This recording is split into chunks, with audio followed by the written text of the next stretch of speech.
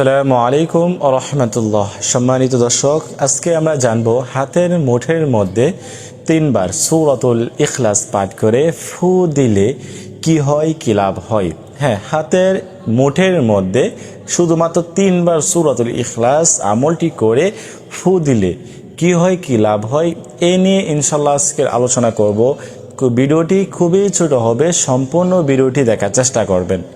সম্মানিত দিনী ভাই বোনেরা, যারা এই চ্যানেলে নতুন আসছেন, এখনও পর্যন্ত চ্যানেলটি সাবস্ক্রাইব করেন নাই, অবশ্যই ইসমি টিভি চ্যানেলটি সাবস্ক্রাইব করে পাশে থাকবেন। এই চ্যানেলে আরও নতুন নতুন ভিডিও আসবে ইনশাআল্লাহ। এবং যারা অলরেডি সাবস্ক্রাইব করছেন, আপনাদেরকে অসংখ্য অসংখ্য ধন্যবাদ এবং আপনারা লাইক কমেন্ট করে পাশে থাকবেন। আর যারা এই আমলটি করবেন তারা অবশ্যই আমাকে কমেন্ট করবেন। আপনাদের জন্য আমি বিশেষভাবে দোয়া করার চেষ্টা করব। সম্মানিত দর্শক, তো আমাদেরকে কি করতে হবে, আজকের এই আমলটি কিভাবে করতে হবে এবং এই আমলের জন্য কি কোনো শর্ত রয়েছে, কোনো জিনিসের প্রয়োজন আছে কি?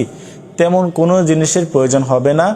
আর আপনাকে শুধু পবিত্রতা অর্জন করে এই আমলটি করতে হবে। শর্ত হচ্ছে পবিত্রতা অর্জন করে আপনাকে এই আমলটি করতে হবে। হ্যাঁ, তো এই আমলটি করার জন্য আপনারা পবিত্রতা অর্জন করবেন এবং যে কোনো সময় এই আমলটি করতে পারবেন। এই আমলটির জন্য কোনো নির্দিষ্ট সময়ও নেই, যে কোনো সময় করতে পারবেন। প্রথমে 3 বার ইস্তিগফার পাঠ করবেন, আস্তাগফিরুল্লাহ আস্তাগফিরুল্লাহ আস্তাগফিরুল্লাহ। তারপরে 3 বার দুরূদ শরীফ পাঠ করবেন, যে দুরূদ শরীফ আমরা নামাজের মধ্যে পড়ে থাকি, দুরূদ ইব্রাহিম। আল্লাহুম্মা সাল্লি আলা মুহাম্মাদ ওয়া আলা আলি মুহাম্মাদ কামা সাল্লাইতা আলা ইব্রাহিম ওয়া আলা আলি ইব্রাহিম ইন্নাকা হামিদুম মাজিদ। আল্লাহুম্মা বারিক আলা মুহাম্মাদ ওয়া আলা আলি মুহাম্মাদ কামা বারাকতা আলা ইব্রাহিম ওয়া আলা আলি ইব্রাহিম ইন্নাকা হামিদুম মাজিদ। তো এরকমভাবে 3 বার দুরূদ শরীফ পাঠ করবেন। যারা এই দুরূদ শরীফ পারেন না, তারা শুধুমাত্র সাল্লাল্লাহু আলাইহি ওয়াসাল্লাম কয়েকবার পাঠ করে নেবেন, সাল্লাল্লাহু আলাইহি ওয়াসাল্লাম সাল্লাল্লাহু আলাইহি ওয়াসাল্লাম। তারপরে আপনারা কি করবেন, ওই যে ডান হাতটা এভাবে মুঠ করবেন। মুঠ করে প্রথমে এই আমলটি করে আপনারা আউযু বিল্লাহি বিসমিল্লাহ শহীদ সূরাতুল ইখলাস 3 বার পাঠ করবেন। তো কিভাবে?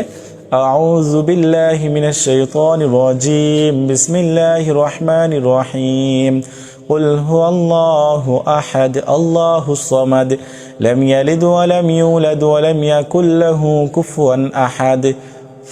এরকমভাবে একটি ফু দিবেন এবং মুখটা আবার বন্ধ করে নেবেন। আবার আপনি সূরাতুল ইখলাস পাঠ করবেন, বিসমিল্লাহির রহমানির রহিম, কুল হুয়াল্লাহু আহাদ আল্লাহুস সামাদ লাম ইয়ালিদ ওয়া লাম ইউলাদ ওয়া লাম ইয়াকুল লাহু কুফুয়ান আহাদ। এরকমভাবে ফু দিবেন। 3 বার পাঠ করে 3টি ফু দিবেন এবং শেষে 3 বার দুরূদ শরীফ পাঠ করবেন। তারপরে হচ্ছে আপনি যে ব্যক্তির জন্য আপনারা আমলটি করবেন, ওই ব্যক্তির নাম পাঠ করে 3 বার পরে 3 বার নামটি বলবেন। ওই ব্যক্তির নামটি 3 বার বলে আপনারা এখানে ফু দিবেন। ফু দিয়ে এভাবে কয়েকটা তালি দিবেন এভাবে, ঠিক আছে? এবার শব্দ করবেন। তো শব্দ করার পরে আপনাকে আর কিছুই করতে হবে না। তো এভাবে আপনাকে আমলটি করতে হবে। হ্যাঁ, তো এভাবে আমলটি করলে কি লাভ হবে? যদি আপনারা সূরাতুল ইখলাস হাতের মুঠের মধ্যে 3 বার পাঠ করে এভাবে তালি দেন, তাহলে কি হবে? ওই ব্যক্তির নাম নিয়ে, যে ব্যক্তির নাম নিয়ে আপনি আমলটি করছেন, ওই ব্যক্তি আপনার বশ হবে, আপনার বাধ্য হবে, আপনার প্রতি সে আকৃষ্ট হবে, আপনাকে ভালোবাসবে, আপনাকে প্রচুর ভালোবাসবে এবং অবাধ্য স্ত্রীকে বা অবাধ্য স্বামীকে বা অবাধ্য মানুষকে যে কাউকে আপনি বাধ্য করতে পারবেন এই আমলটির দ্বারা এবং তাকে কাছে ফিরিয়ে আনতে পারবেন এবং তার ভালোবাসা আপনি অর্জন করতে পারবেন।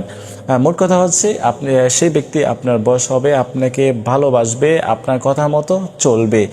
যদি অবাধ্য ব্যক্তিকে বাধ্য করতে চান, তাহলে এই আমলটি আপনার জন্য আপনারা করে দেখতে পারেন। অবশ্যই কাজ হবে যদি আপনারা ভালোভাবে করতে পারেন।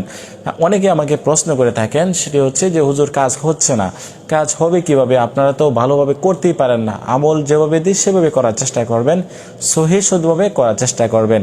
অন্যথায় আপনাদের আমলগুলো আল্লাহ তাআলার কাছে গ্রহণযোগ্য হবে না, আল্লাহ তাআলার দরবারে পৌঁছাবে না। আপনারা আমল করেন, যদি কাজ নাও হয় তারপরেও তো আপনারা সওয়াব পাবেন। হ্যাঁ, আপনারা যে আমলটি করতেছেন এই আমলের দ্বারা আপনারা সব অর্জন করতে পারবেন যদি কাজ না হয়। আর যদি এই আমলের দ্বারা কাজ হয় তাহলে তো অবশ্যই ভালো, আর না হইলে আপনাদের সব হবে। সেজন্য আপনারা আমল করবেন সহিষ্ণুভাবে, আল্লাহ তাআলার উপর বিশ্বাস রেখে একিন এবং বিশ্বাসের সহিত আমলটি করার চেষ্টা করবেন। তো আজকের মতো এই পর্যন্তই। আল্লাহ হাফেজ।